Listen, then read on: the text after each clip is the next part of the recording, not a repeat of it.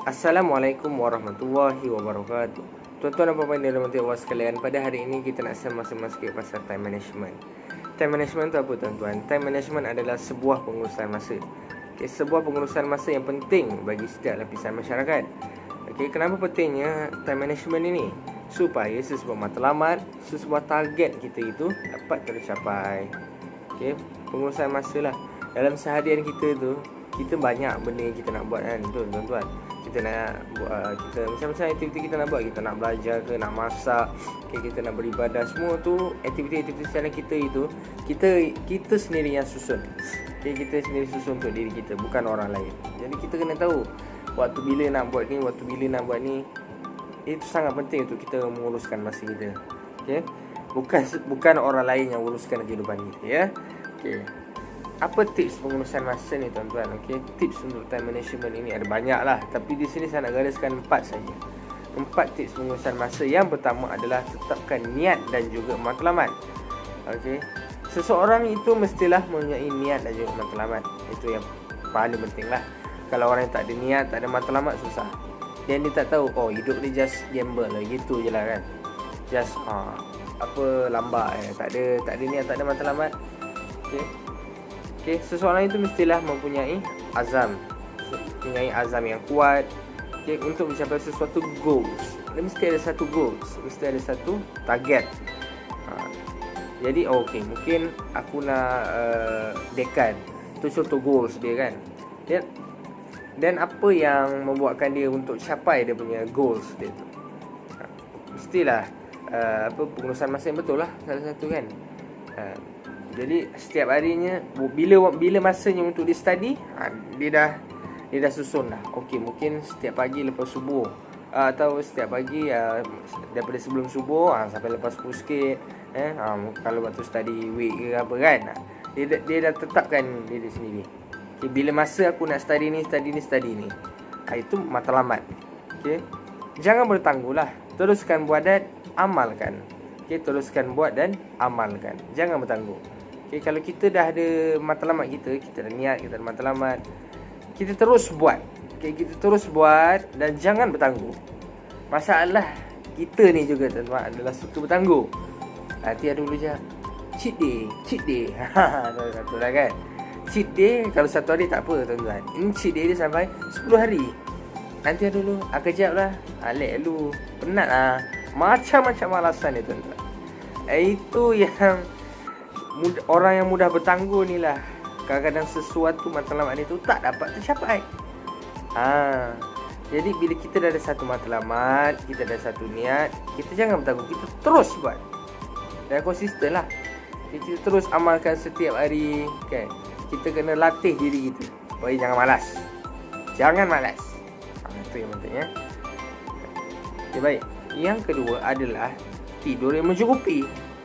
Ini pun satu menjadi masalah bagi kita lah.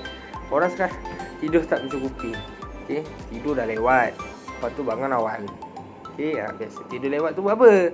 Kadang-kadang bukannya buat kerja, kadang main game. PUBG ke sakit kena pada diri saya juga kadang-kadang. Orang main game ke, atau chat dengan awek ke kan, chat dengan makwa kononnya kan.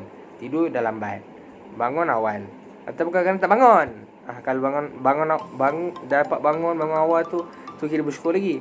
Ada yang tak dapat bangun tuan-tuan, subuh semua ke laut. Itu yang lagi susah tu. Jadi bila tidur tak mencukupi ni menyebabkan kita letih. Kita letih nak buat aktiviti seharian kita. Jadi bila kau dah tidur lambat, kau tak bangun, bila pagi tu akan menjejaskan aktiviti pada hari esoknya. Dah jadi nak buat kerja pun lesu. Kalau ada hari yang ada kelas pukul 8 waktu, tak bangun kau. Tak bangun, lambat datang ke kelas, tak datang kelas langsung, ponteng dan sebagainya. Banyak kesan yang buruk kan tuan-tuan. Jadi kita kena dapatkan yang cukup lah. Tidurlah awal ya. Kalau walaupun kadang-kadang kita susah, tapi kita nak latih lah. Tidurlah awal. Badan kita ni perlukan rehat yang mencukupi.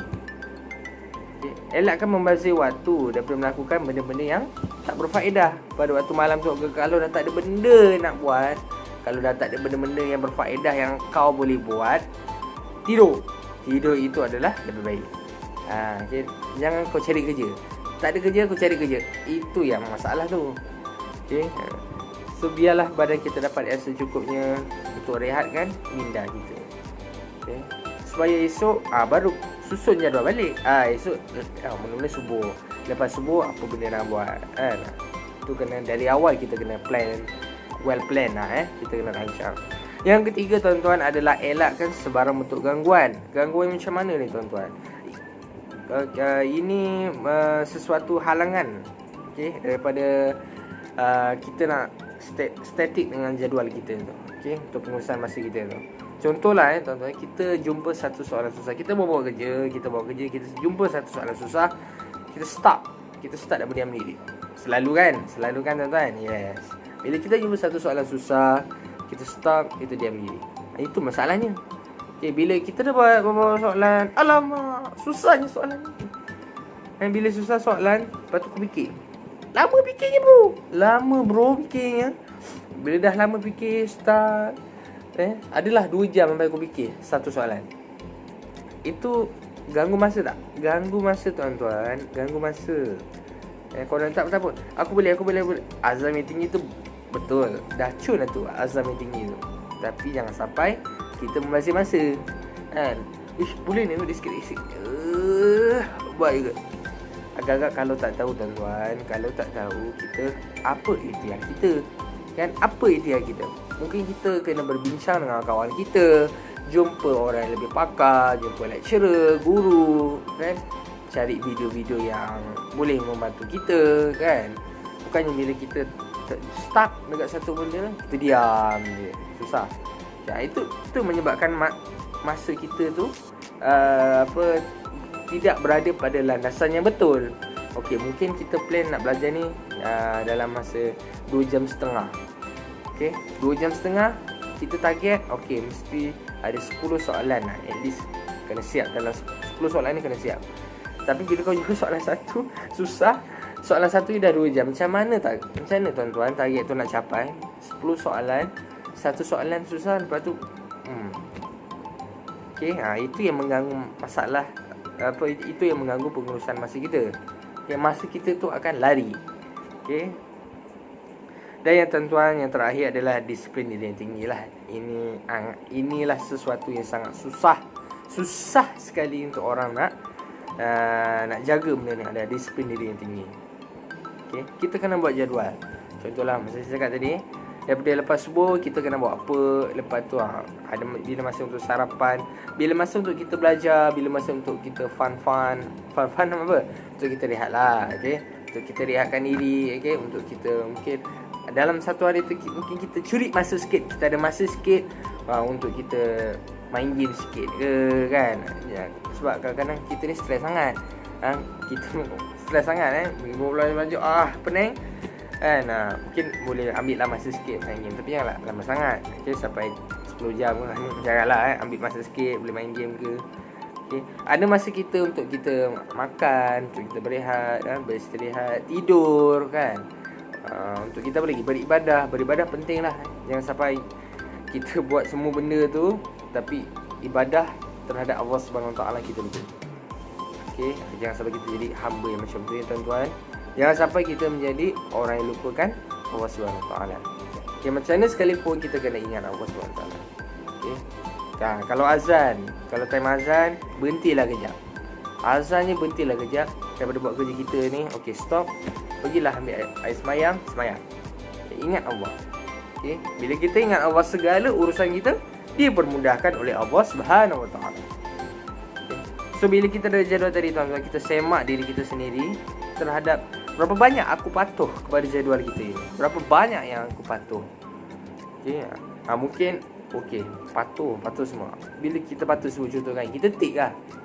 Kan? Okey, pagi subuh. Lepas subuh kita tolong mak kita ke, kita bersarapan bersama ahli keluarga kan. Lepas tu kita belajar sikit, buka buku, bla bla bla bla bla. Buat tanda kan. Bila at the end of the day you will see, okay, berapa banyak yang kita batu. Okay, berapa banyak yang diri kita sendiri batu. Push, okay, oh alhamdulillah hari ni semua betul. Semua checkpoint kita ni kita berjaya laksanakan. Baguslah. Kalau macam kita tengok, hari ni sepatutnya aku buat ni tapi aku tak buat. Kau tak tik kan? Kita tak tik. So bila itu maknanya kita pergi kurang patuh sikit pada hari itu. So dari situlah kita kena refleksikan diri. Kita kena improvekan diri kita sendiri. Kena ubahlah. Okay. So dari mudah-mudahan dari segi apa tajuk yang saya share pada hari ini, kita sama-samalah, okay, untuk jaga benda ni, pengurusan masa ni, time management ni sangat penting. Kerana apa? Kejayaan sesebuah kejayaan dalam diri seseorang itu, okay, terletak juga pada time management. Orang yang berjaya, orang yang cemerlang, pandai mengurus masa dia. Okay, macam saya cakap tadi, ada masa untuk kita belajar, fun, buat kerja. Ada masa untuk kita ingat kepada Allah Subhanahu Taala, pencipta kita. Semua masa ni, semua perkara ini kita pandai uruskan, insya-Allah kita akan menjadi seorang manusia yang cemerlang. Yang ingat apa, yang penting kena ingat apa tuan-tuan, kita jangan sesekali lupakan terhadap Allah Subhanahu Taala. Ingat, macam mana sekalipun sibuk kita, jangan sampai kita lupakan terhadap Allah Subhanahu Taala. Okey. Mudah-mudahan, okay, kita sama-sama jaga benda ni dan menjadilah seorang manusia yang cemerlang, bukan saja di dunia, bahkan cemerlang juga di akhirat. InsyaAllah, jumpa lagi tuan-tuan. Assalamualaikum warahmatullahi wabarakatuh.